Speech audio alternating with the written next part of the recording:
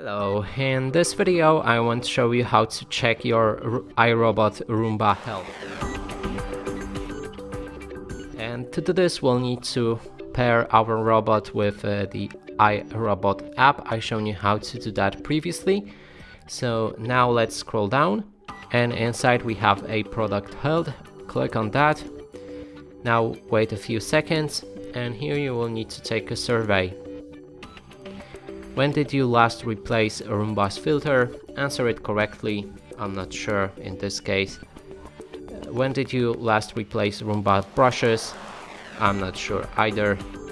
When did you last replace a Roomba corner brush? I'm not sure. And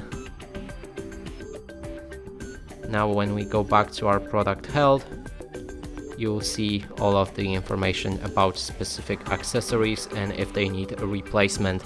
And that's it for this video. Hope you like it. Please consider subscribing to our channel, leave a like and a comment below.